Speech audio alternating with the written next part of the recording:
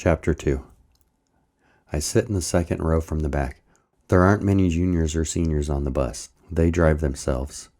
I've started to make friends with some of the more popular underclassmen, so I get to sit in the back of the bus with them. It's a loud group, always gossiping about the latest hookup or who got busted for drinking or smoking. Someone puts on an Ace of Base CD and everyone sings along, even me. The frozen grass crunches underneath my feet as I sneak from under the bridge next to the gym and dart to the baseball dugout. Through the school-wide announcement system, the late bell rings for first period. We don't get snow where I live, but there's several inches of compressed powder lining the walkways around campus. It melts into a slush when the rain starts.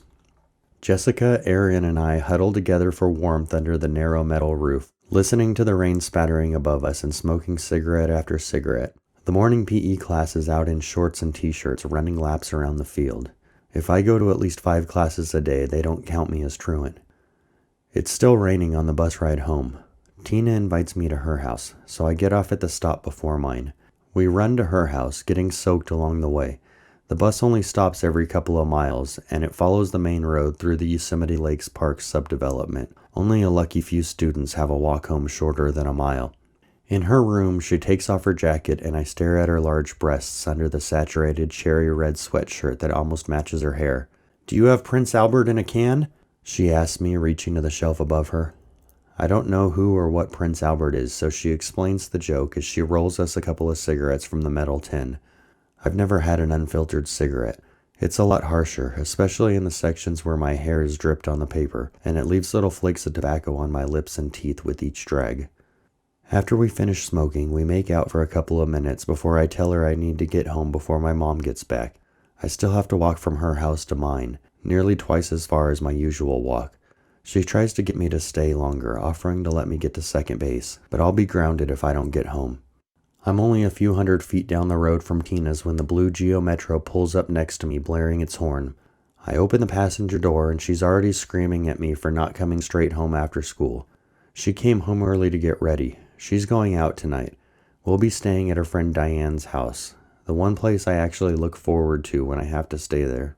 She's a lot nicer than my mom, and her kids are about my age. They have the best video games and a big screen TV. Lately, we're staying at my mom's friends' houses more and more. My dad moved to LA a couple of months back. We're still a family, I guess. He comes back to visit on his days off, Tuesday and Wednesday, but otherwise we don't see him. When I was a kid, he worked at an arcade in Fresno. It was my favorite place to spend my weekends, helping out on the all-you-can-play event every Saturday morning, and then spending the rest of the day mastering the latest games.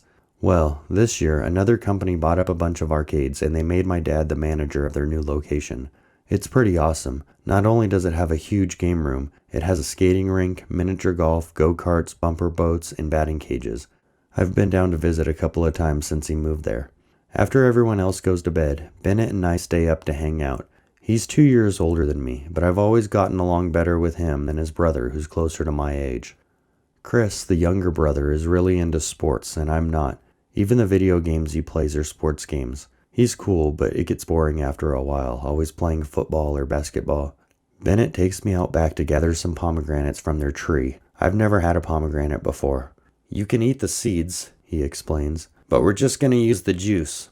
In the kitchen, he cuts them in half and squeezes the crimson liquid into a couple of coffee mugs. It's dark, like blood, but not as thick. Taking a bottle of vodka from the cabinet, he pours some into each cup and passes me one. My mouth puckers and my throat burns as I take the first sip.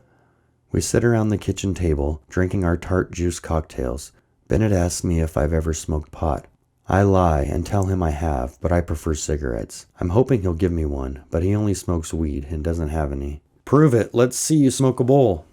Outside, in the driveway, he crams a pinch of green into his resin-crusted metal pipe and passes it to me. I light it and inhale deep, like I would with a cigarette, and immediately cough violently. Bennett laughs. I'm sure you can tell this is my first time.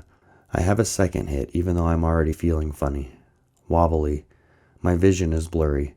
It takes a few minutes to reorient myself. "What the hell is that?" Bennett says, pointing into the darkness above his house. There's a single light in the sky, miles off in the distance. It could be a star if it weren't moving. It's not flying in a straight line like an airplane, though. The light jerks sharply to one direction, then floats up, darting suddenly the opposite direction. We watch it for several minutes while it continues this dance, never traveling horizontally or vertically for more than a few moments before moving suddenly diagonally. Then it just disappears. I must be pretty fucked up from the weed and vodka, but Bennett saw it too. He was the one who noticed. After staring up at the dark night sky for a while, we decide it's not going to come back and go inside to warm up. He heats a kettle of water on the stove and makes 2 mugs of tea. We're sitting at the table drinking it when he tells me in great detail how he fucked his mom's cat. I can barely see straight, and I'm not quite understanding what he's telling me. He has to be messing with me. How do you like that tea? It's okay. I've never had tea except on the rare occasion at the Chinese restaurant my parents like to go to for special occasions. It's Jefferson weed, Bennett tells me. I stare at him blankly since I have no idea what that is. He goes into the next room and gets a book about plants, opening it to Jefferson weed and setting it on the table in front of me. It's hard for me to make out the words on the page. Everything is doubled, moving around. I manage to figure out that it's poisonous. Would he really give me poison? He's drinking it too, I think. I didn't watch him make it. The next day, Bennett drives his brother and I to school in his dad's big-ass Lincoln town car. He tells me I should come down to the creek by the lower parking lot at lunch. I share the invitation with Aaron when we ditch first period to smoke by the baseball field. I didn't know there was a creek, but he knows where to go. He's been a few times. I meet up with Aaron after 5th period and we walk down the gravel driveway to the junior parking lot. Don't look now, he whispers, nodding over his shoulder. A few paces down, I turn to see Mr. Rupp standing, hands on his hips at the entrance to the school at the top of the hill. From his post, he can keep an eye on every car in both lots. Just pretend like we're waiting for a friend to take us to lunch, Aaron tells me, leaning against the passenger side of a brown Carmen Ghia. We take turns glancing at the assistant principal until Aaron nudges me to signal he's distracted, talking with a student.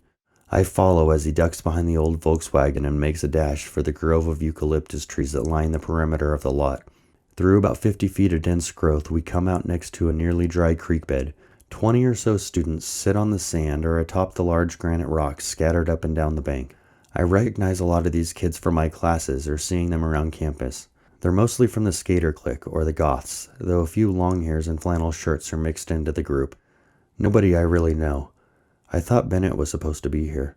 Several people have metal or glass pipes, and I'm offered to sample from each of them as I sit down on a stump at the edge of the group. They all know me as a clean-cut teacher's pet type, so they're surprised to see me down here, surprised to see me smoking. A gangly guy dressed in white shorts and a plain white t-shirt, Justin, offers me a little piece of paper torn from the Sunday comics. Family Circus, I think. What is it? It's Black Pyramid, he tells me, putting one on his tongue to dissolve and dumping the tiny squares from a paper envelope into the waiting hands that surround him. After some hesitation, but before he runs out, I take one and put it on my tongue in the same way. He tells me the first one is free, but if I want more, they're $5. A bell rings. I get up to go back to class, and the whole world shifts to one side, toppling over to the left while I stay in place.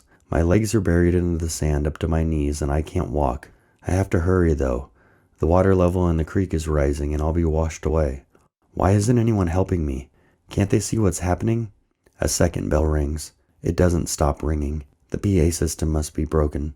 The kids with the lizard faces and the snowman are swallowed up by the eucalyptus trees. If I don't get out of here soon, they're gonna eat me too, a panda laughs from inside my brain. Oh no, the trees have taken over my brain. Dorothy and the scarecrow should be coming by soon. They'll be able to get me out of this quicksand. If that damn bell would stop ringing, maybe I could hear them approach. Aaron can see that I'm tripping and can't go back to class, so he takes me to the other side of campus, past the ag farm and onto the football field.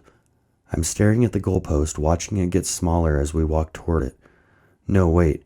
The field is getting longer, stretching out in front of us.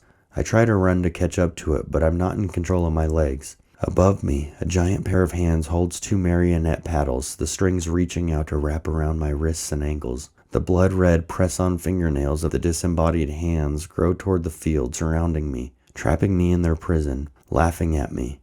Aaron yanks the sleeve of my jacket and I start walking again. There's a metal drainage tube under the roadway behind the school, big enough for us to sit in. We wait out 6th and 7th period under the road, smoking menthol cigarettes that he got from his cousin. Dude, just chill out, you'll be fine. The acid doesn't seem to be affecting him the same. I'm sure I saw him eat one, or did I? Just like the tea from Bennett. Are they giving me something different? Yeah, man, it's just all the cats, the toes are everywhere. Don't worry about it, we'll get you home soon. No, no, no, home for me, homeless me. Just relax and smoke another cigarette. My body still feels tingly, and it's hard to walk on these rubbery Gumby legs as we head to the buses after the last bell. I keep hoping I don't get stuck like this forever. They said this kid Brandon did LSD in the 7th grade and he perma-fried. He got trapped in a permanent state of being high. It's pretty scary, but one thing I've noticed is I'm not worried about all the shit I'm going to have to deal with when I get home, so maybe it wouldn't be so bad to get stuck like this. There's a party tonight at Jessica's house. Her parents are out of town. Sounds like most of the group from lunch will be there.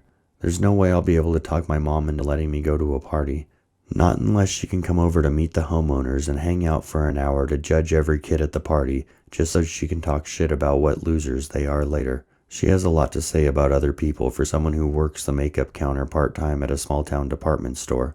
I tell her I'm going to Tommy's to play Sega. I've been friends with him since kindergarten, and my parents know his parents. I'll invite him to the party with me, and then sleep over at his house after, in case my mom calls over there. His mom would cover for us anyway. She's pretty cool. Not many moms would watch Spaceballs with us and explain the jokes we're too young to get. If we're going to drink, she'll say, "I'd rather you do it somewhere I know you're safe." I get a ride to Tommy's, and then we walk, in the cold and dark, up Ranger Circle Drive to the Brown mobile home. This house isn't far from Bennett's house. I wonder if he'll be here too. Inside, it's almost all freshmen, mostly people I went to grade school with, since we live in the same area. I find Sean at the kitchen table. He offers me a can of Budweiser as I sit next to him. Holy crap, this is disgusting. I've never had a beer before. I mean, my grandpa would sometimes let me have a sip of his, but I always hated it. He would have me crush all of his old beer cans when I'd go to visit, and the smell of the hot, sticky cans would make me feel sick. It's not much better cold. Tina and Jessica are drinking wine coolers, so I ask them where I can get one, and Tina takes me out back to a blue and white ice chest where I pick out a strawberry daiquiri flavored drink in a glass bottle. Sometimes Tim, from down the street, will swipe a Zima or Bartles and James from his parents, and we'll drink it together on our walk to the bus stop in the morning.